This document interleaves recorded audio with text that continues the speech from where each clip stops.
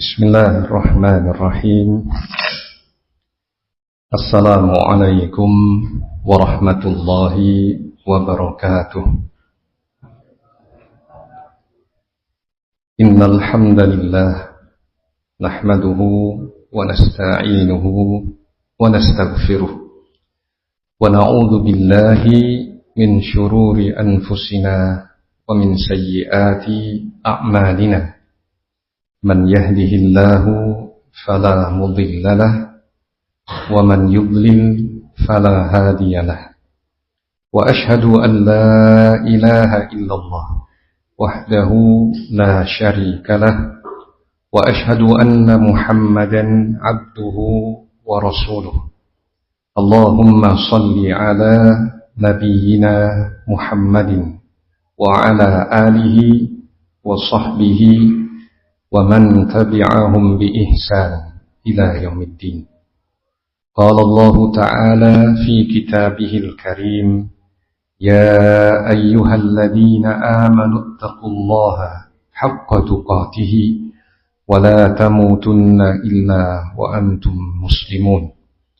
Ya ayyuhan nasu taqu rabbakumul ladzi khalaqakum min nafsin wahidah wa khalaqa minha zawjaha wa batha minhuma rijalan katsiran wa nisaa'a wattaqullaha alladzi tasaaluna bihi wal arham innallaha kana 'alaykum raqiba.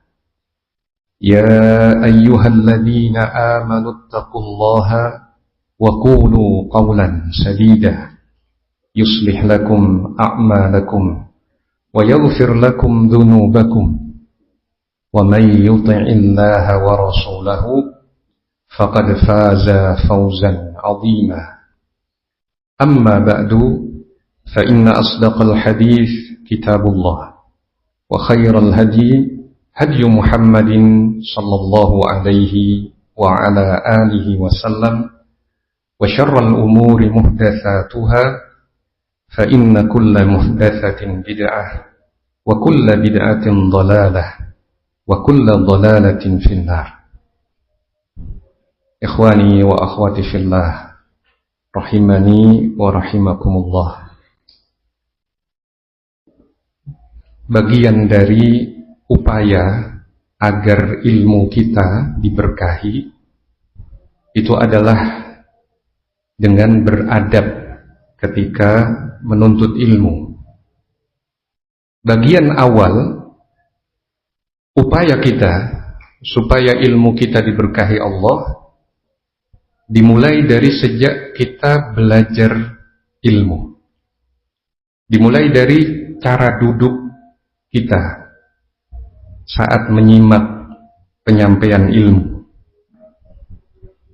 Mencontoh para sahabat Nabi ketika duduk di hadapan Nabi sallallahu alaihi wasallam, dijelaskan dalam sebagian riwayat hadis, para sahabat itu duduk begitu tenang sampai seakan-akan apabila seekor burung hinggap di kepala mereka, burung itu akan betah karena demikian tenangnya duduknya.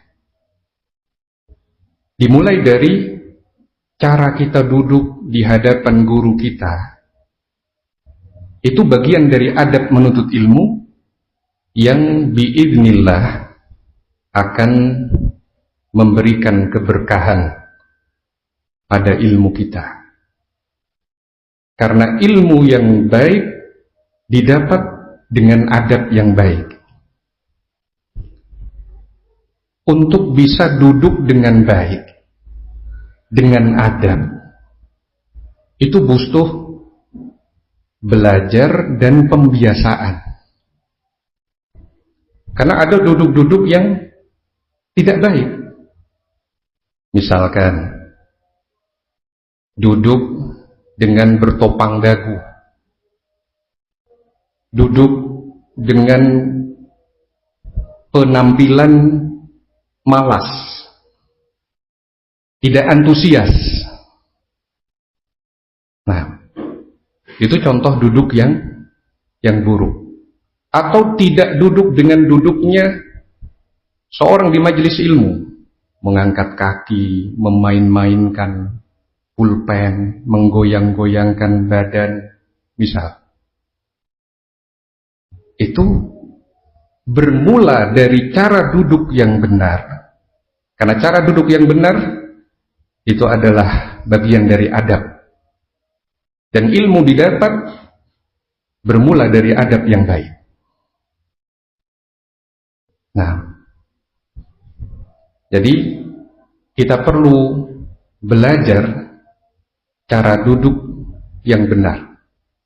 Cara duduk yang menampakkan antusiasme, begitu semangat dan perhatian. Sebagaimana Atha rahimahullah, seorang tabi'in, yang beliau menjelaskan, kalau saya mendengar hadis dibacakan, maka saya bersikap seolah-olah itu hadis pertama yang saya dengar. Belum pernah saya dengar sebelumnya. Meskipun kadang hadis yang disampaikan seseorang kepada saya, itu hadis yang sudah pernah saya dengar, bahkan sebelum orang itu lahir. Karena mungkin yang menyampaikan hadis lebih muda dari Atha rahimahullah. Tapi Atha begitu menghargai ilmu dan menunjukkan antusiasme yang luar biasa, seakan-akan ini ilmu baru bagi saya.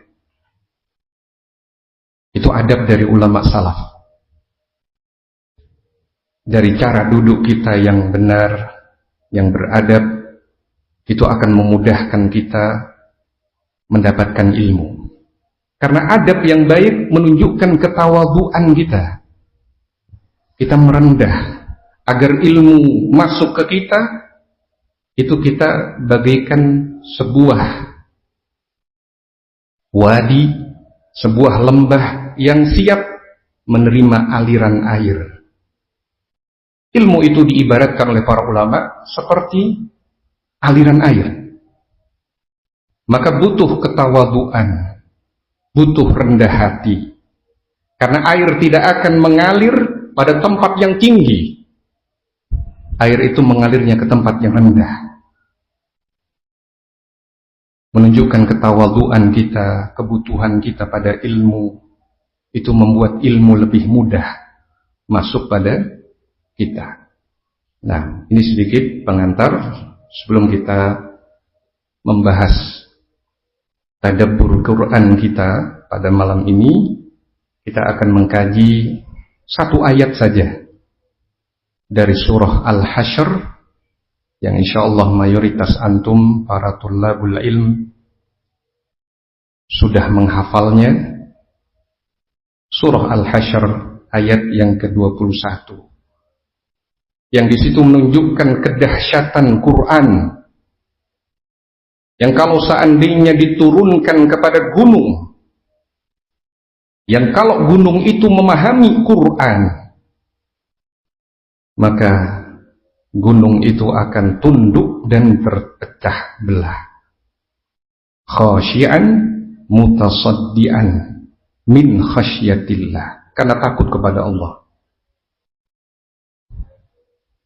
Dan pada malam ini ada 5 poin utama kajian kita. Kita akan mengutip dari tafsir Ibnu Katsir, kemudian juga tafsir As-Sa'di. Demikian juga kita akan kutip dari penjelasan Ibnu Rajab Al-Hanbali yang menukil doa dari Nabi dalam Sahih Muslim agar seorang terhindar dari hati yang tidak khusyuk. Kemudian juga kita akan bahas ayat-ayat lain yang menunjukkan kedahsyatan Quran, yang sebenarnya dengan bacaan Quran itu layak gunung itu berjalan dan bumi itu terbelah, orang mati diajak bicara, kalau seandainya itu diizinkan Allah. Layak Quran untuk menjadi sebab hal-hal yang menakjubkan terjadi. Kita akan bahas di bagian yang keempat, insyaallah. Kemudian kita akan rangkum pelajaran yang bisa kita ambil dari ayat ke-21 dari surah Al-Hasyr ini. Semoga Allah Subhanahu wa taala memberikan taufik dan pertolongan kepada kita. Kita mulai dari ayat pembacaan surah Al-Hasyr ayat 21. A'udzu billahi as-sami'il 'alim minasy syaithanir rajim min hamzihi wa nafthihi wa nafthihi. Law anzalna hadzal qur'ana 'ala jabalin la ra'aitahu khashi'an mutasaddian min khashyatillah. Wa tilkal amsalu nadribuha lin-nasi la'allahum yatafakkarun. Law anzalna, kalau seandainya kami menurunkan hadzal Qur'an, Qur'an ini, ala jabalin, kepada gunung, la ra'aitahu, niscaya engkau wahai Muhammad sallallahu alaihi wasallam akan melihat gunung itu khasyian, tunduk merendah, mutasaddian, terpecah, min khasyatillah, karena takut kepada Allah Subhanahu wa ta'ala. Wa tilkal amsalu nadribuha linnasi la'allahum yatafakkarun. Dan itulah perumpamaan-perumpamaan, permisalan-permisalan yang kami buat untuk manusia agar mereka memikirkannya. Kalau seandainya Quran diturunkan kepada gunung, seandainya gunung menjadi sasaran perintah dalam Quran, larangan dalam Quran, dan gunung memahami isinya, maka pasti gunung akan merendah dan takut kepada Allah, sampai bentuk takutnya itu membuat dia hancur terbelah. Ini surah Al-Hasyr ayat yang ke-21. Kita akan baca kutipan tafsir Ibnu Katsir rahimahullahu ta'ala di dalam tafsir Al-Quranil Azim. Kata Al-Hafidz Ibnu Katsir rahimahullah, yaqulu ta'ala mu'azziman li amril Qur'an. Allah Ta'ala mengagungkan perkara Al-Quran, wa mubayyinan uluwa qadrihi, dan Allah menjelaskan tingginya kedudukan Al-Quran. Wa annahu yanbaghi an takhsha'a lahul qulubu wa tatasadda'a inda sama'ih. Semestinya hati menjadi khusyuk dan terbuka ketika mendengar Al-Quran. Lima fihi minal wa'dil haqqi wal wa'idil akid, karena di dalamnya terdapat janji yang benar dan ancaman yang ditekankan.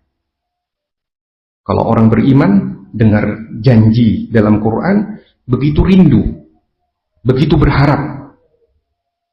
Ketika mendengar ancaman, begitu takut.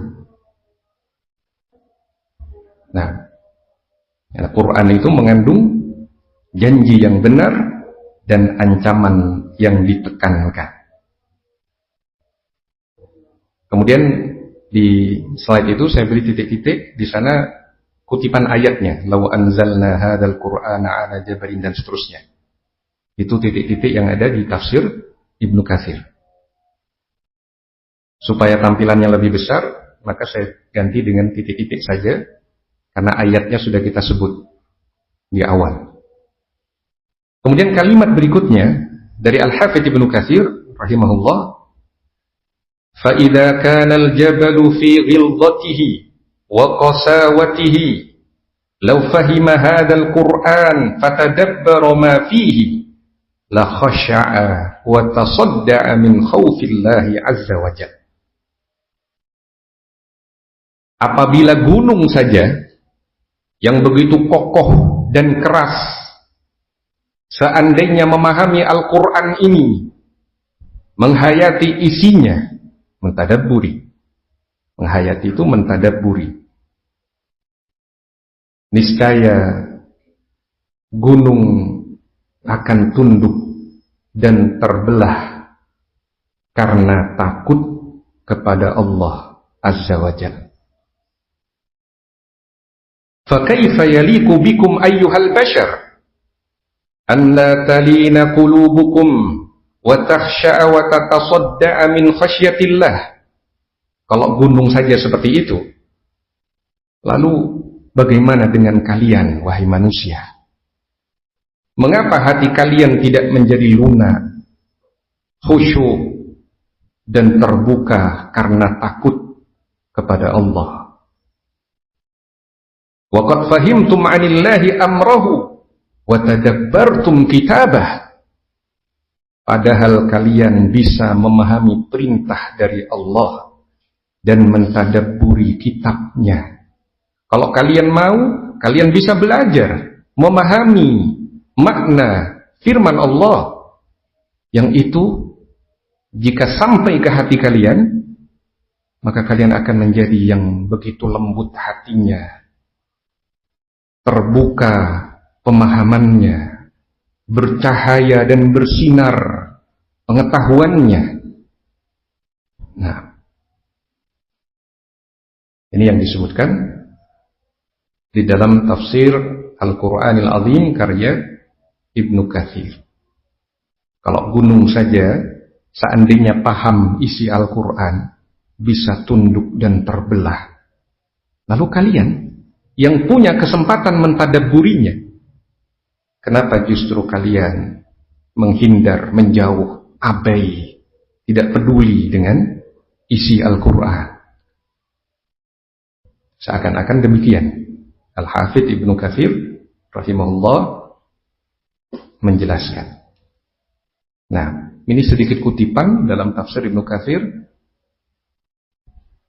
Di maktabah kita ada tafsir Ibnu Katsir, sebagian asatidah kita juga punya tafsir Ibnu Katsir,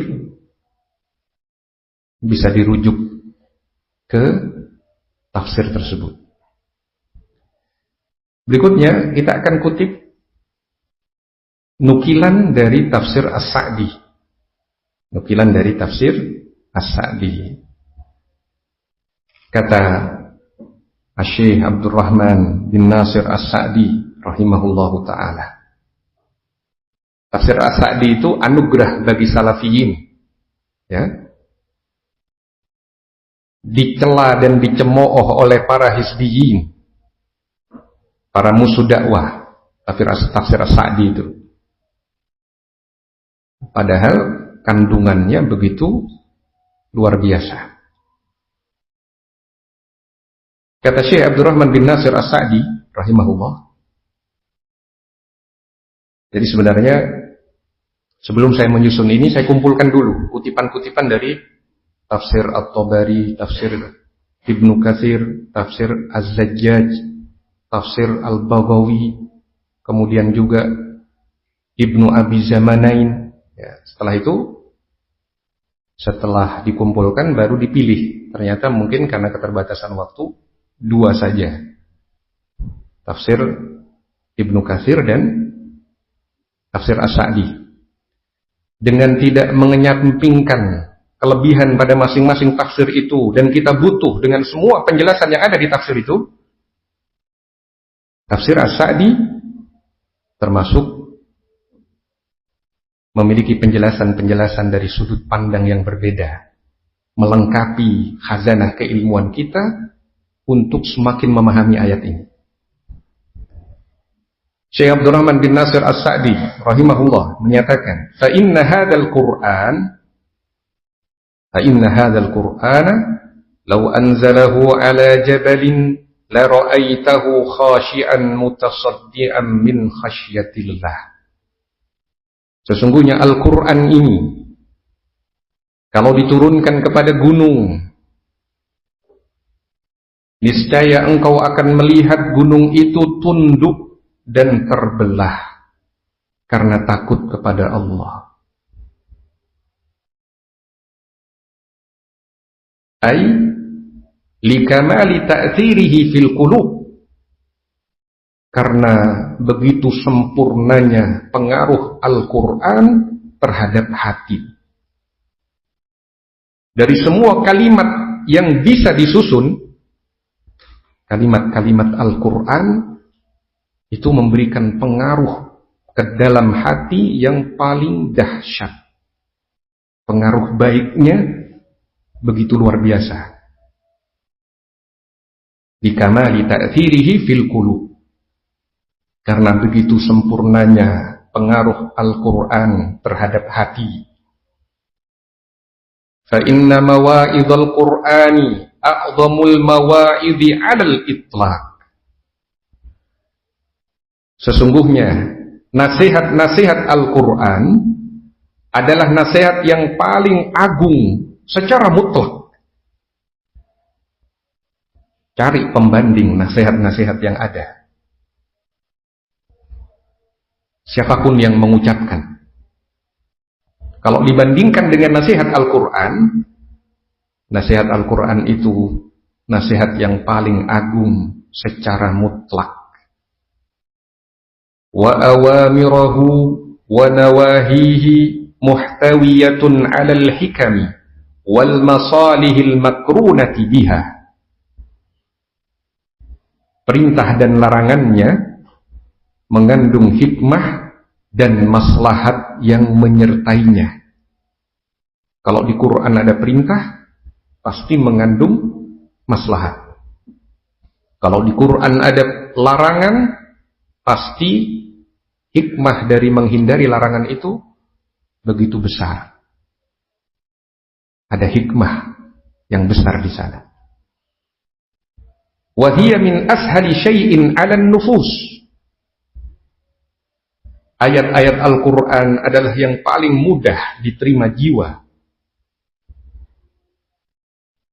Ibarat makanan, ya, kalau dikunyah oleh mulut untuk diambil saripatinya, itu paling gampang meresapnya, paling mudah diambil manfaatnya. Wahiyya min ashali syai'in 'alan nufus. Ayat-ayat Al-Quran adalah yang paling mudah diterima jiwa. Wa aisariha 'alal abdan, paling ringan bagi badan. Khaliyatun minat takallufi, la tanaqudha fiha wa la ikhtilaf. Kosong dari takalluf. Ya, lafaz-lafaz Quran itu lugas, ya, padat isinya, gak ada takalluf. Takalluf itu memberat-beratkan diri. Kalau orang bicara filosofi, ya, filsafat, itu kadang ucapannya banyak, kandungannya kecil sedikit, memberat-beratkan diri, kayak pinter-pinternya dia ngomong. Takalluf di situ. Tapi kalau Al-Quran lugas, tepat sasaran, begitu mengena di hati, tidak takalluf.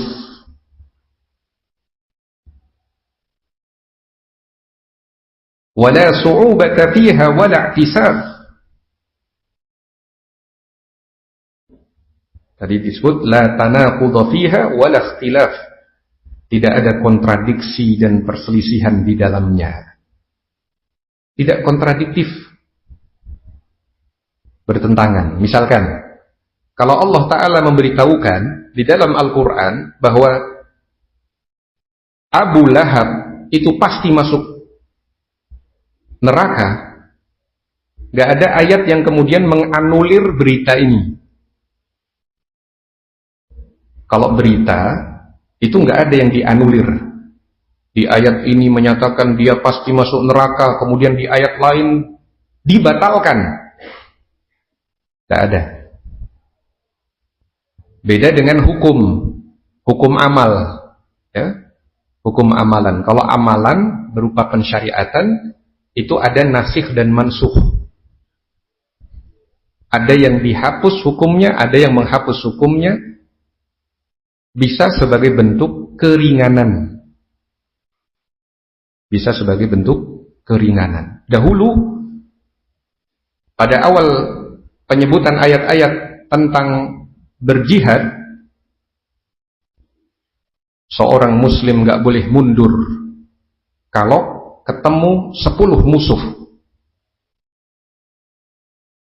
Misalkan kaum muslimin berjumlah 10, ketemu 100 musuh, gak boleh mundur awalnya. Tapi kemudian ada keringanan, diberi keringanan oleh Allah. Yang gak boleh mundur itu kalau 2 kali lipat. Seandainya jumlah pasukan kaum muslimin 10, mereka jumlah musuh 20, 2 kali lipat, jangan mundur. Kan disebut oleh Allah di situ, al-ana khaffafallahu ankum wa alima anna fikum dha'fa. Sekarang Allah beri keringanan kepada kalian. Allah tahu kalian lemah. Awalnya tidak boleh mundur 1 lawan 10, kemudian ada keringanan menjadi 1 lawan 2. Itu penghapusan hukum sebagai bentuk keringanan. Maka menambah syukur kita. Awalnya berat, kemudian kami bersyukur padamu ya Allah, karena ada keringanan itu untuk kami. Nah, kalau nasikh dan mansukh memang ada dalam Quran maupun pada kitab-kitab sebelumnya. Tapi kalau berita, tidak ada yang kontradiktif di dalam Al-Quran. Tidak ada tanaqud. Nah, asluhu likulli zamanin wa makanin. Cocok untuk seluruh zaman dan tempat. Al-Quran itu cocok untuk seluruh zaman dan tempat. Wa taliqu likulli ahadin. Sesuai untuk semua orang. Isi Quran itu cocok untuk semua orang. Mau dia kaya, mau dia miskin, mau dia laki-laki, mau dia perempuan, lengkap, ada semua. Mau dia pemimpin, mau dia rakyat, mau dia orang tua, mau dia anak, mau dia suami, mau dia istri, cocok untuk semua pihak. Mau dia pedagang atau petani atau apapun profesinya. Bimbingan Quran cocok untuk mereka. Tergantung apakah profesinya halal atau tidak. Kalau tidak, maka dia masuk dalam bagian yang diperintah untuk meninggalkan yang dilarang Allah Subhanahu wa ta'ala. Wa taliqu likulli ahadin. Quran itu sesuai untuk semua orang. Ini yang disebutkan dalam tafsir As-Sa'di. Tafsir Karimir Rahman di tafsiri Kalamil Mannan. Nah, baik, kita lanjutkan. Slide yang kelima dari 7 slide. Ya. Sekarang kita akan kutip penjelasan Ibnu Rajab Al-Hanbali rahimahullah. Beliau menukil hadis dalam Sahih Muslim dari sahabat Zaid bin Arqam. Ini penting untuk jadi doa kita. Berlindung dari 4 hal. Di antara yang berkaitan dengan pembahasan kita, itu adalah berlindung dari hati yang tidak khusyuk. Jiwa yang gak pernah kenyang. Ya, itu yang menyebabkan kita sulit untuk mensyukuri nikmat Quran. Padahal Quran begitu dahsyatnya. Tapi namanya hati tidak khusyuk, lebih ingat urusan dunia, berambisi mencari ketenaran, mencari pujian manusia, tidak khusyuk hati. Karena hati itu yang memberi hidayah adalah Allah, mintanya kepada Allah. Minta perlindungan dari hati yang tidak khusyuk. Kata Ibnu Rajab Al-Hanbali rahimahullah dalam kitab Ad-Dhul wal Inkisar lil Azizil Jabbar, ada yang menyebut kitab ini Al-Khusyu' fis Shalah. Ibnu Rajab Al-Hanbali punya kitab Ad-Dhul wal Inkisar lil Azizil Jabbar. Ada yang menyebut kitab ini judulnya Al-Khusyu' fis Shalah. Cara khusyuk di dalam sholat. Ibnu Rajab Al-Hanbali rahimahullah menyatakan waqad kana an-nabiy sallallahu alaihi wasallam yasta'idu billahi min qalbin la yakhsha. Nabi sallallahu alaihi wasallam berlindung kepada Allah dari hati yang tidak khusyuk. Karena ayat ke-21 dari surah Al-Hasyr itu teguran bagi hati yang enggak mau khusyuk. Gunung saja, kalau mereka paham isi Quran akan khusyuk gunung itu. Tapi kenapa hati kalian wahai manusia enggak sampai khusyuk? Nah, kita bagian dari upaya untuk bisa mudah menerima nasihat-nasihat Quran itu adalah berdoa, minta perlindungan kepada Allah dari hati yang tidak khusyuk. Kama fi sahih Muslim, sebagaimana disebutkan dalam sahih Muslim, an Zaid bin Arqam, dari sahabat Zaid bin Arqam radhiyallahu anhu. Anna an-nabiy sallallahu alaihi wasallam kana yaqul, bahwasanya Nabi sallallahu alaihi wasallam mengucapkan, Allahumma inni a'udzubika min ilmin la yanfa' wa min qalbin la yakhsha' wa min nafsin la tashba' wa min da'watin la yustajabu laha. Allahumma inni a'udzubika, ya Allah, sesungguhnya aku memohon perlindungan kepadamu min ilmin la yanfa', dari ilmu yang tidak bermanfaat. Belajar banyak tapi kayak nggak ada bekasnya ilmu itu pada kita. Sekian tahun kita belajar tapi nggak bermanfaat ilmu itu. Kita berlindung kepada Allah dari yang demikian. Allahumma inni a'udzubika min ilmin la yanfa', ya Allah, sesungguhnya aku berlindung kepadamu dari ilmu yang tidak bermanfaat. Wa min qalbin la yakhsha, dari hati yang tidak khusyuk. Salat tidak khusyuk. Salat inginnya cepat-cepat selesai, kayak beban salat itu. Tapi kalau orang khusyuk, dia begitu menikmati salat itu, karena hatinya tunduk kepada Allah.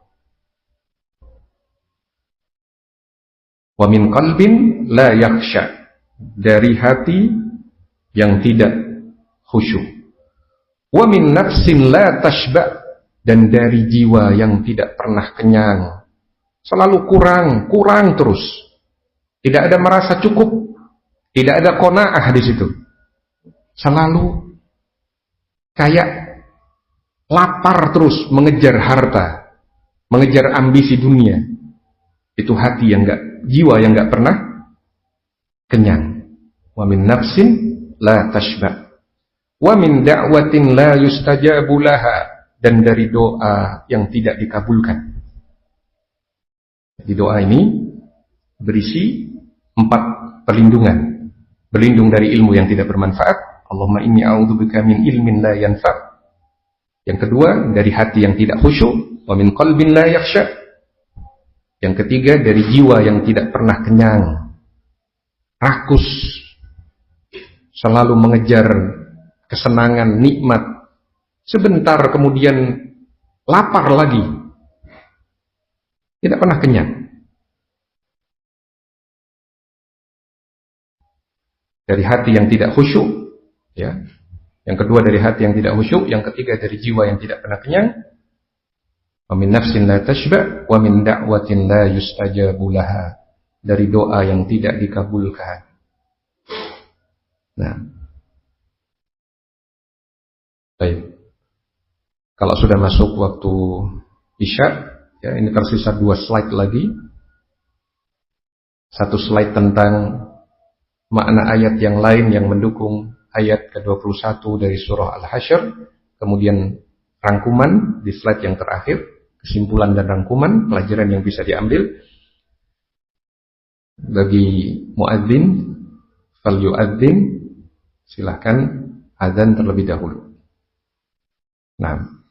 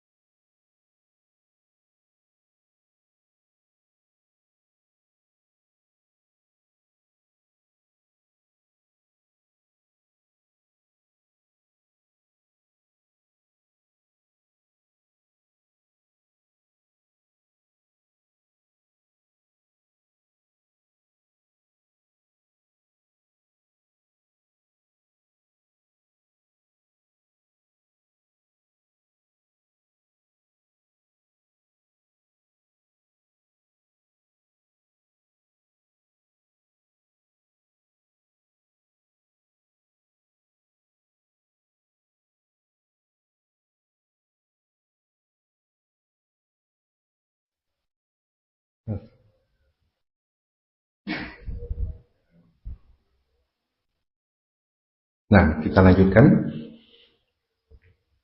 Ayat Al-Quran lain yang mendukung makna surah Al-Hasyr ayat ke-21 ini, diantaranya surah Ar-Ra'd ayat 31. Allah menjelaskan kedahsyatan Al-Quran lebih dibandingkan kitab-kitab terdahulu, Taurat, Injil. Padahal Taurat dan Injil itu termasuk kitab-kitab yang istimewa, yang juga begitu agung dan mulia. Tapi Al-Quran lebih dari itu semua. Allah Subhanahu wa ta'ala berfirman, "Walau anna Qur'anan suyirat bihil jibalu aw qutti'at bihil ardu aw kullima bihil mauta bal lillahil amru jami'ah."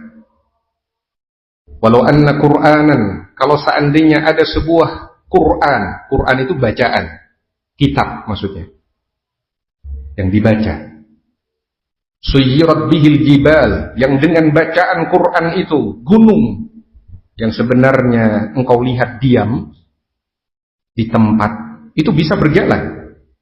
Kalau ada sebuah bacaan, ada kitab yang kalau dibaca bisa menyebabkan gunung itu bisa berjalan. Au qutti'at bil ardu, atau tanah atau bumi ini terpotong-potong. Au kullima bihil mauta, atau menjadikan orang-orang yang mati menjadi bisa diajak bicara. Maka itu adalah Quran. Itu adalah Al-Quran yang diturunkan kepada Nabi Muhammad SAW. Balillahil amru jami'a. Tetapi segala sesuatu itu tergantung Allah, sesuai dengan apa yang diinginkan Allah. Kalau Allah menginginkan, tidak usah berjalan gunung, tidak usah terpecah tanah, tidak usah bisa diajak bicara orang yang mati, terjadi sesuai dengan kehendak Allah. Tapi kalau dari sisi kelayakan, kalau ada bacaan yang bisa membuat hal-hal menakjubkan itu terjadi, itulah Quran seharusnya.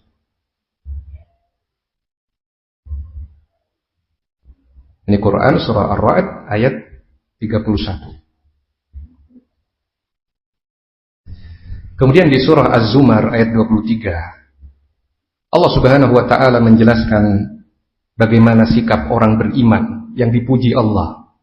Kalau dengar Quran dibacakan, dipahami maknanya, ya, dia tumbuh perasaan takutnya, gemetar tubuhnya, kemudian kulit dan hatinya menjadi lunak setelah itu.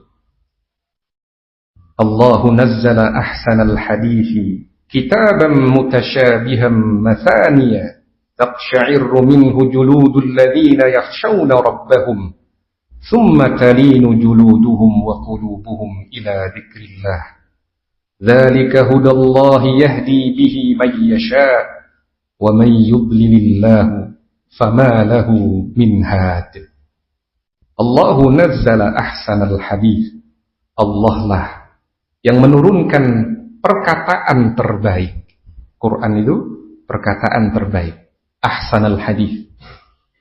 Kitaban, itu adalah sebuah kitab mutasyabihan, yang serupa ayat-ayatnya, ya, serupa dalam keindahan, kesempurnaan.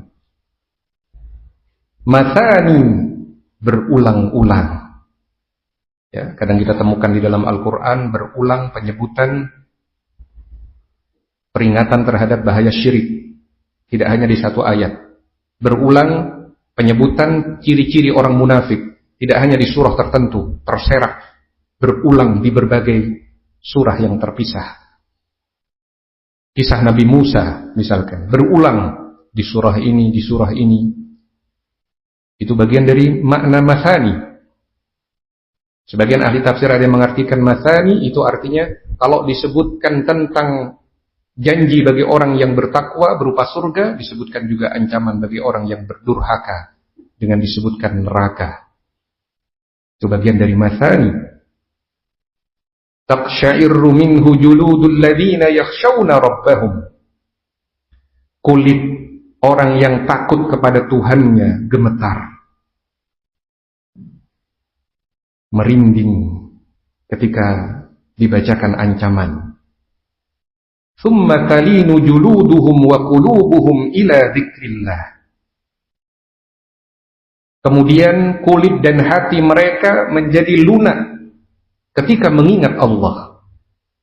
Maka orang yang beriman dan berilmu ketika paham makna sebuah ayat dibacakan, awalnya dia begitu takut, begitu merinding hatinya, kemudian dia menangis, ya, tangisan yang tulus dan jujur dalam hati. Setelah itu begitu tenang rasa hatinya, begitu lunak dia merasakan, begitu tentram jiwanya. Dzalika hudallahi yahdi bihi may yasha. Itulah petunjuk Allah yang Allah berikan kepada siapa yang Allah kehendaki.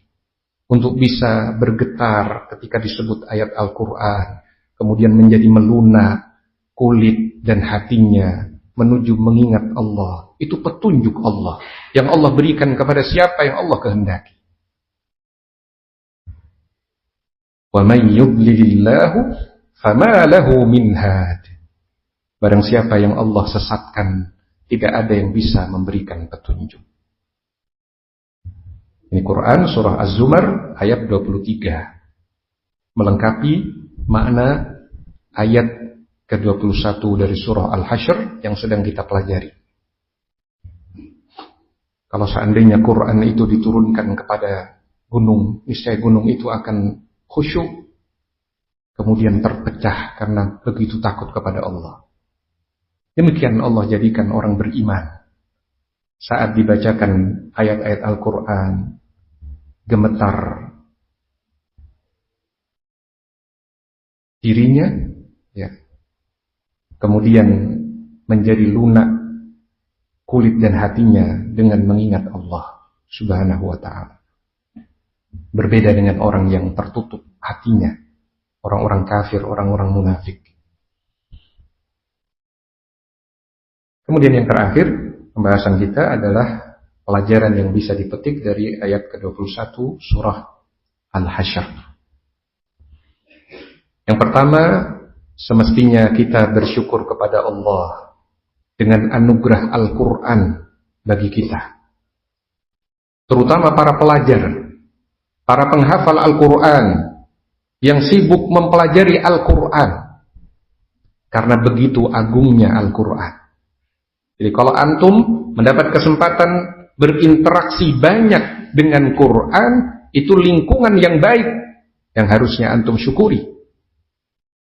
Karena antum berinteraksi dengan bacaan yang agung, bacaan yang dahsyat, yang kalau gunung saja bisa paham dengan isi Quran, dia akan tunduk dan terpecah karena begitu takutnya kepada Allah Subhanahu wa ta'ala. Bagaimana itu menjadi kesibukan harian antum, murojaah, ziyadah.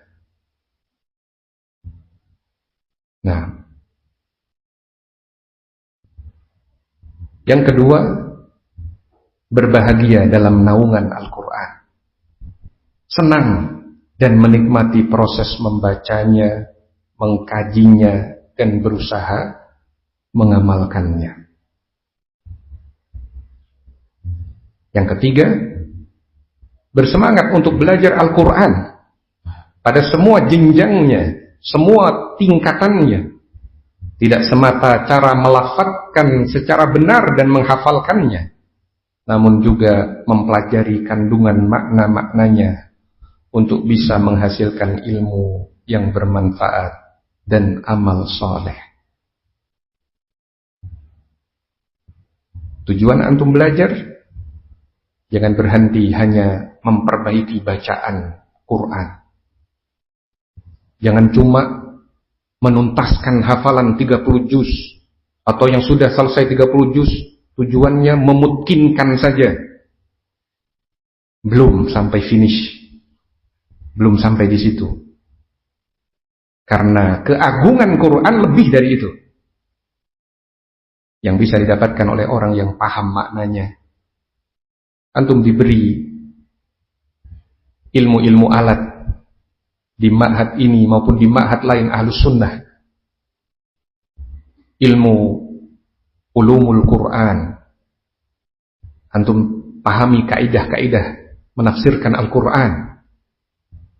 Antum diajari bahasa Arab sebagai ilmu alat yang lebih dasar juga. Nahwu, sorof. Ya. Antum dibekali dengan itu. Antum juga diajari ulumul hadis untuk mempelajari riwayat-riwayat.